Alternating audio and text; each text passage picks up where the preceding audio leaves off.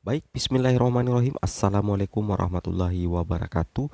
Jumpa lagi dengan saya di Abil Maiwa Channel. Jadi teman-teman, channel ini merupakan channel pendidikan tempat kita berbagi tentang aplikasi pendidikan, Microsoft Office, serta tips dan triks komputer.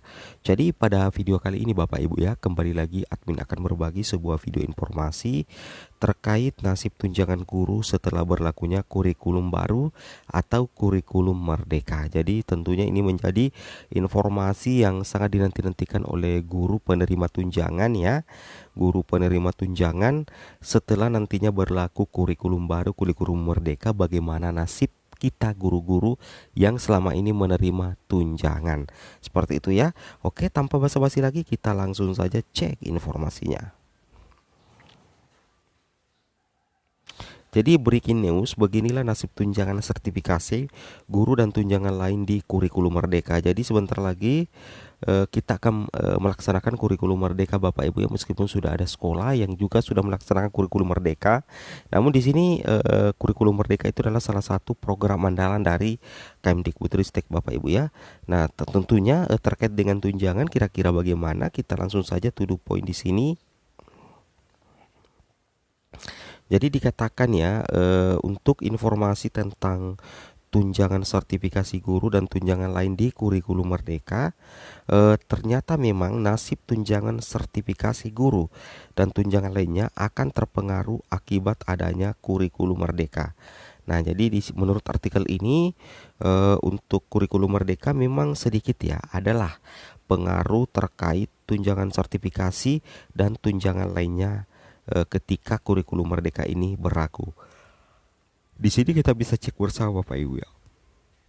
Di sini kita bisa cek nantinya setelah berlaku kurikulum merdeka muncullah perubahan struktur mata pelajaran terutama dalam hal jumlah jam mengajar per pekan ya.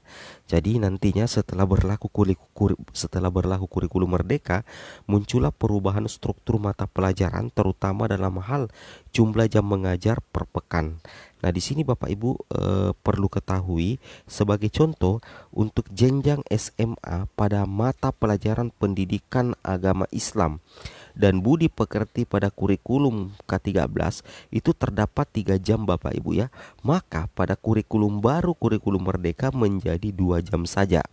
Nah, bahasa Indonesia yang tadinya 4 jam itu mendapatkan 3 jam dan lainnya. Nah, ini untuk di jenjang SMA Bapak Ibu ya. Perhatikan baik-baik. Kemudian di sini juga kita lanjutkan. Nah, selanjutnya jika ada perubahan pengurangan jam seperti ini, otomatis membuat para guru di beberapa daerah itu mulai khawatir. Ya, jadi ketika ada pengurangan jam seperti ini Bapak Ibu ya, secara otomatis banyak guru-guru di berbagai daerah itu yang mulai khawatir. Khawatir apa? Khawatir jamnya tidak mencapai 24 jam, yang nantinya berdampak pada tunjangan Bapak Ibu ya, tunjangan profesi, tunjangan khusus dan tunjangan-tunjangan yang lain. Seperti itu maksudnya Bapak Ibu ya. Karena jika jumlah jam mengajar berkurang per pekannya, maka otomatis berakibat pada guru tidak memenuhi beban kerja 24 jam. Seperti itu Bapak Ibu ya. Jadi ketika jumlah jam berkurang, maka otomatis berakibat pada guru tidak memenuhi beban kerja 24 jam. Nah, ini yang harus kita luruskan ya. Nah, nantinya di sini sudah terjawab Bapak Ibu ya ketika berlaku kurikulum merdeka. Nah, di sini sebelumnya pada kurikulum K13 memiliki beban kerja 24 jam. Otonomi di kurikulum baru atau kurikulum merdeka, jam pelajaran akan berkurang dan tidak memenuhi lagi 24 jam. Nah, seperti itu Bapak Ibu ya. Ini perbedaan antara kurikulum K13 atau kurikulum 2013 dengan kurikulum prototipe ya. Dulu dikatakan kurikulum prototipe, tapi sekarang sudah dikatakan kurikulum merdeka. Nah, jadi nantinya jam pelajaran itu akan berkurang Bapak Ibu ya, dan tidak memenuhi 24 jam. Nah, bagaimana nasib tunjangan profesi kalau seperti itu Bapak Ibu ya? Nah, di sini dikatakan hal tersebut berpengaruh terhadap info GTK-nya yang tidak valid ya.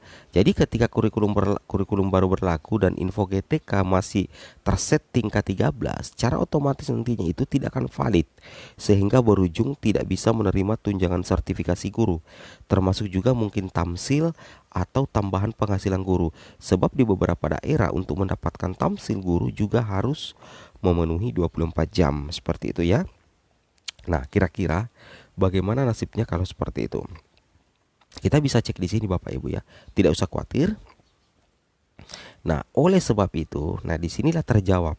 Oleh sebab itu, kekhawatiran tersebut kini telah dijawab oleh Kemendikbudristek melalui keputusan Menteri Pendidikan, Kebudayaan, Riset dan Teknologi Republik Indonesia nomor 56 M 2022 tentang pedoman penerimaan kurikulum dalam rangka pemulihan pembelajaran. Jadi itu masuk di eh, keputusan Menteri Pendidikan Bapak Ibu bernomor 56 M garing 2022 tentang pedoman penerimaan kurikulum dalam rangka pemulihan pembelajaran.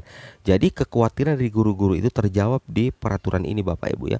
Di sini kita bisa lihat sedikit intisarinya. Nah, bila disimak dalam keputusan menteri ini ditetapkan bahwa terdapat dua solusi Bapak Ibu ya, terdapat dua solusi yang diberikan. Pada surat keputusan tersebut tertulis bahwa apa? Kita lanjut lagi.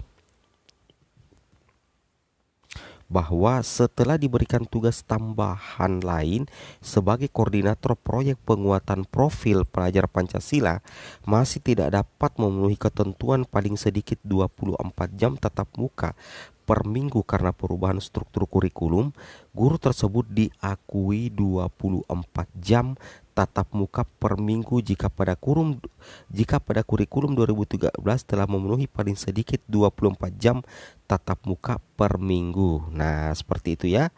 Jadi nantinya akan diberikan tugas tambahan sebagai koordinator proyek penguatan profil pelajar Pancasila.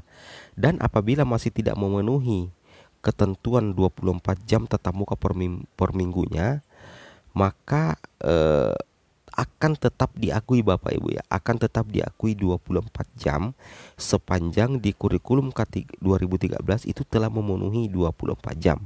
Jadi sebenarnya hanya secara data mempengaruhi di info GTK, tetapi nanti itu tetap diakui 24 jam Bapak Ibu ya, sehingga nantinya akan valid dengan sendirinya. Nah, lagian juga akan ada tugas tambahan bagi Bapak Ibu guru, yaitu sebagai koordinator proyek penguatan profil pelajar Pancasila ketika kurikulum merdeka atau kurikulum prototipe ini diberlakukan seperti itu. Oke, jadi di sini terjawab Bapak Ibu ya, terjawab.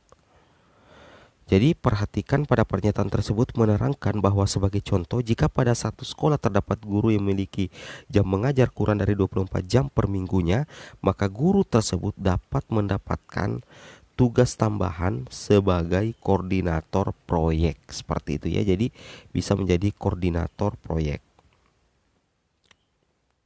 Kemudian maka perlu diketahui pula bahwa tugas tambahan koordinator proyek setara dengan 2 jam ya.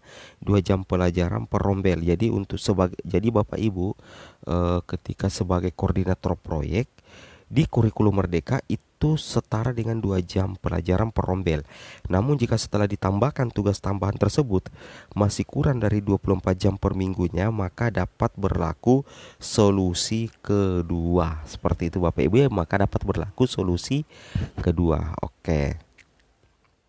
Kemudian kita lanjut lagi yang terakhir. Selanjutnya, solusi kedua pada surat pernyataan tersebut yaitu setelah diberikan tugas tambahan lain sebagai koordinator proyek penguatan profil pelajar Pancasila masih tidak dapat memenuhi ketentuan paling sedikit 24 jam tatap muka per minggunya. Masalah tersebut karena perubahan struktur kurikulum, guru tersebut diakui 24 jam tatap muka per minggunya jika pada kurikulum 2013 telah memenuhi paling sedikit 24 jam tatap muka per minggunya. Seperti itu Bapak Ibu ya. Oke ya, oke masih ada mungkin. Jadi ini terkait pengaruh ya. kurikulum Merdeka dengan tunjangan. Jadi meskipun mempengaruhi dari segi jam sebenarnya, tapi dari segi pencairan tunjangan itu tidak ada masalah Bapak Ibu ya. Oke, maka sahabat guru sekalian, jika pada kurikulum 2013 tercatat jam mengajarnya sebanyak 24 jam per minggu, maka tetap dinyatakan valid mengajar 24 jam per minggu di kurikulum baru, meskipun jam per minggunya masih kurang dari 24 jam, 24 jam. Nah, seperti itu Bapak Ibu ya. Jadi semakin jelas. Oke, mungkin cukup sampai di sini informasi dari kami. Assalamualaikum warahmatullahi wabarakatuh.